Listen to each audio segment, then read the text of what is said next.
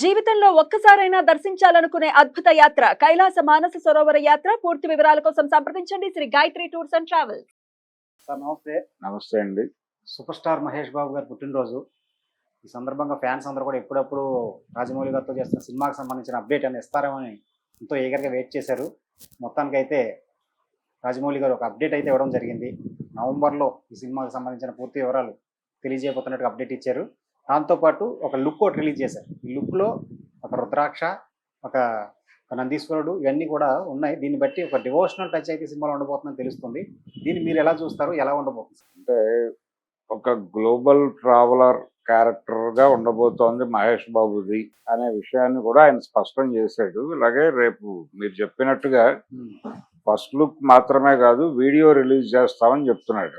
అలాగే ఈ సినిమాలో చాలా మంది ప్రముఖులు ఉన్నారు. ఇంతకుముందు రాజమౌళి సినిమాల్లో కనిపించని ముఖాలు చాలా కనిపించబోతున్నాయి. పృథ్వీరాజ్ సుకుమారన్ ఉన్నాడు దీనిలో. అలాగే మాధవన్ ఒక క్యారెక్టర్ లో కనిపించబోతున్నాడు. అలాగే ఇంకా అటు ఫీమేల్ లీడ్ కూడా గ్లోబల్ గుర్తింపు ఉన్నటువంటి తారనే తీసుకున్నారు. ఎవరు, ప్రియాంక చోప్రానా తీసుకున్నారు. ఇలా ఒక గ్లోబల్ టచ్ ఇస్తూ నడుస్తోంది సినిమాని. అంటే గ్లోబల్ ట్రావెలర్ అనేటువంటి కాన్సెప్ట్ లో పెడితే మనకి గతంలో ఆల్రెడీ ఈ సినిమాకి సంబంధించినటువంటి కథ ఒకటి కొంచెం రివీల్ చేశాడు ఆయన, విజేంద్ర ప్రసాద్. ఆయన ఏమంటాడంటే ఫారెస్ట్ బ్యాక్ డ్రాప్ లో జరిగేటువంటి ఒక అడ్వెంచరస్ థ్రిల్లర్ అన్నాడు. అంటే దాదాపుగా మోసగాళ్ళకు మోసగాడు సినిమా కూడా అలాంటి అడ్వెంచర్ సినిమానే. ఇందులో ఆ అడ్వెంచర్ టచ్ ఏదో ఉండబోతోంది. అది అటవీ నేపథ్యంలో అని చెప్తున్నాడు. అదేమో ఎడారి నేపథ్యంలో నడిచే కథ. రెండోది అది కౌబాయ్ స్టోరీ, ఆ గొడవ వేరు. దీనిలో ఆ హడావిడి ఉండకపోవచ్చు, కానీ ఇందులో కూడా ఆ తరహా ధోరణి ఏదో కనిపించేలాగా ఉంది. అంటే మనకి మధ్యలో ఒక వీడియో, లీక్ అయిన వీడియో ఒకటి చూసాం మనం.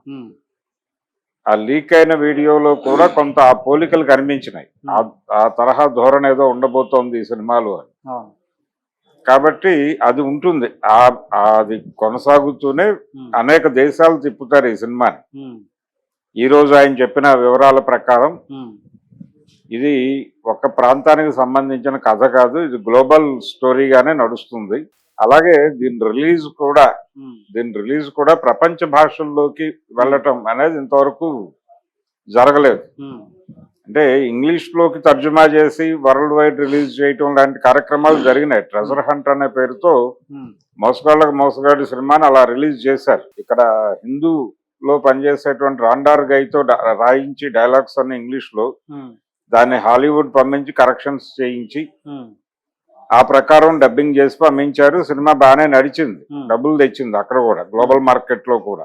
సో ఇది అది మాత్రమే కాదు, అంటే గ్లోబల్ లెవెల్లో ఇంకా అనేక భాషలు ఉన్నాయి.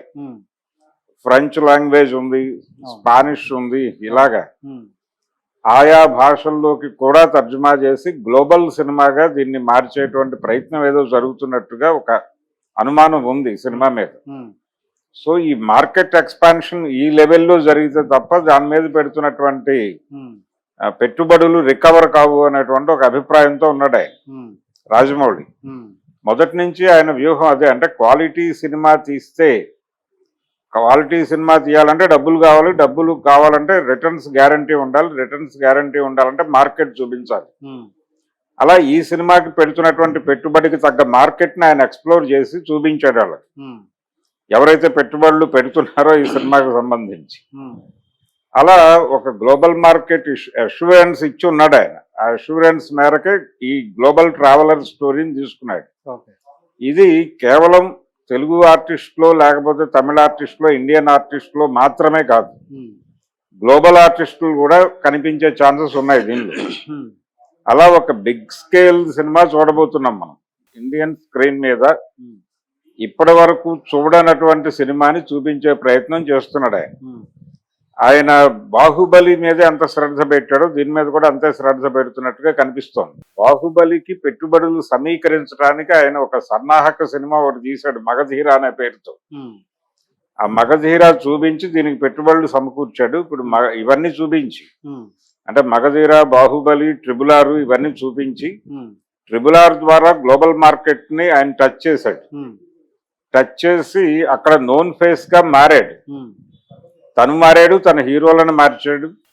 ఈ మార్చటం అనే అడ్వాంటేజ్ ని ఈ సినిమాలో వాడుకోదలుచుకున్నాడు. అతను ఉమ్, వాడుకుని నెక్స్ట్ వెంచర్ అతను టోటల్ గా ఒక హాలీవుడ్ కంపెనీతో టైఅప్ అయి చేద్దాం అనేది వ్యూహం. ఉమ్, దానికి ఒక ప్రాజెక్ట్ ని, ఒక వేని సెట్ చేసేటువంటి పద్ధతిలో ఈ సినిమా ఉండాలని కోరుకుంటున్నాడు. ఉమ్, ఆ లెవెల్లోనే ఉండబోతోంది సినిమా అనేది అష్యూరెన్స్ ఇస్తూ ఈ రోజు ఉమ్, ఆయన బర్త్డే, మహేష్ బాబు బర్త్డేని ఎక్నాలజీ చేస్తూ ఈ లుక్ రిలీజ్ చేశాడు. దీనిలో ఫేస్ అవి ఏం రివీల్ చేయాల, ఫేస్ రివీల్ చేయలేదు. ఏదో ఒక మహాసంగ్రామంలో గాయపడినటువంటి, ఉమ్, గాయపడి విజయం సాధించినటువంటి సైనికుడి ఛాతీని చూపిస్తున్న పద్ధతిలో చూపించాడు. అంటే దీని రూట్స్ భారతదేశంలో ఉన్నాయనే దాన్ని సింబలైజ్ చేస్తూ ఈ ఈ త్రిశూలము ఇలాంటివన్నీ, నంది ఉమ్, అవును, ఇవన్నీ పెట్టారు అక్కడ. అవును, అది ఇవన్నీ పెట్టడం అంటే దక్షిణ భారతం నుంచి వస్తున్నటువంటి ఉమ్, అనేది కూడా ఇండికేట్ చేస్తున్నట్టుగా భావించవచ్చు. అక్కడ ఎక్కడా కూడా మనకి వైష్ణవం లేదు జాబితాలో, ఉమ్, శైవమే ఉంది. ఓకే, సో ఇది దక్షిణ భారతం నుంచి వస్తున్నటువంటి ఒక అడ్వెంచరస్ సినిమా. ఉమ్, దక్షిణ భారతం నుంచి బయలుదేరినటువంటి ఒక ప్రపంచ యాత్రికుడి కథ చెప్పబోతున్నాడు రాజమౌళి అని ఫిక్స్ అయ్యి ఉమ్, ఈ ప్రయాణంలో జరిగేటువంటి అనేక అడ్వెంచర్స్ ని మనం తెర మీద చూడబోతున్నాం. మనం అబ్బురపడే పద్ధతిలో, ఉమ్, అంటే మనం గతంలో మెకనాస్ గోల్డ్ ఇవన్నీ చూసాం. ఉమ్, ఈ అలాగే అనేక సినిమాలు, ఇప్పుడు జేమ్స్ బాండ్ సినిమాల్లో కూడా బోల్డ్ ట్రావెల్ ఉంటుంది, ఉమ్, బోల్డ్ అడ్వెంచరస్ ట్రావెల్ ఉంటుంది. ఉమ్, ఇలాంటి ఒక అడ్వెంచరల్ ట్రావెల్, అంటే ఒక అడ్వెంచరల్ ట్రావెల్ స్టోరీ ఉమ్, విత్, అంటే వాళ్ళ ఉద్దేశం ఏంటి, original idea forest back drop లో జరిగే ఒక యాక్షన్ థ్రిల్లర్ అని చెప్పాడు ఆయన. అది మాత్రమే కాదు, ఉమ్, అది ఒక ఒక ఇది మాత్రమే, ఒక సెగ్మెంట్ మాత్రమే. ఉమ్, ఈ సెగ్మెంట్ కొద్ది మేరకే ఉంటుంది. ఉమ్, అంటే ఈ సినిమాలో అనేక ఎలిమెంట్స్ ని లాక్కొచ్చి లింక్ చేస్తూ కథను నడిపిస్తాడు రాజమౌళి. ఉమ్, అందుకని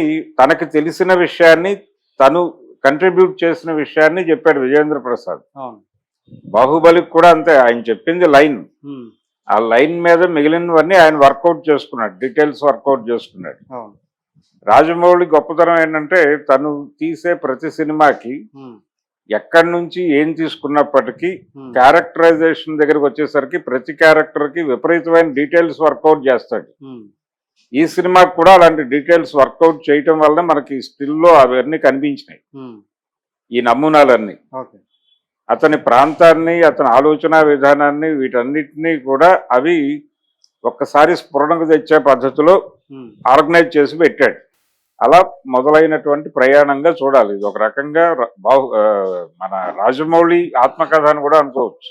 ఉమ్, అంటే తెలుగు సినిమా నుంచి ప్రయాణం ప్రారంభించి ఉమ్, గ్లోబల్ సినిమా వైపుగా ప్రయాణించి ఉమ్, ఆ తర్వాత ప్రపంచ సినిమా వేదిక మీద ఆయన ఒక సీరియస్ డైరెక్టర్ గా ఎమర్జ్ కాబోతున్నాడు ఉమ్, అన్నదాకా మనకి ఇండికేషన్స్ ఉన్నాయి. ఉమ్, సో ఈ ఇండికేషన్స్ అన్నిటినీ ఒక వరుసలో చూపించి మనకి మన ముందు ప్రదర్శించబోతున్నాడు ఆయన. ఉమ్, అందుకని ఉమ్, డెఫినెట్ గా ఇది మహేష్ బాబు ఫ్యాన్స్ కి ఫీస్టే.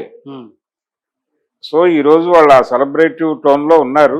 వెయిటింగ్ అంటే ఇప్పుడు ఆయన చెప్పినట్టుగా నవంబర్ లోనే ఎప్పుడో ఉమ్, నవంబర్, మేము దీనికి సంబంధించినటువంటి మరిన్ని వివరాలు తెలియజేస్తామని చెప్తున్నాడు. ఉమ్, ఆ మరిన్ని వివరాలు తెలియజేయడంతో పాటు వీడియో కూడా రిలీజ్ చేస్తామంటున్నాడు. ఉమ్, అంటే మేబీ గ్లిమ్సెస్ కావచ్చు. ఆ గ్లిమ్సెస్ వచ్చిన తర్వాత ఇంకా అంటే ఫ్యాన్స్ లో పూనకాలకి పునాది వేయటం కోసం చేస్తున్నటువంటి కార్యక్రమం ఇది. అవును, ఆ పునాదిలో ఒక పునాది రాయి ఈ రోజు వేశారు. ఈ రోజు వేసింది కేవలం ఒక శంకుస్థాపన రాయి అనుకుంటే ఉమ్, నెక్స్ట్ రాబోయేది ఒక పునాది సెట్ చేసే ప్రయత్నం జరుగుతుంది. అవును, అక్కడి నుంచి సినిమా రిలీజ్ అయ్యే వరకు అప్డేట్స్ మీద అప్డేట్స్ నడుపుతూ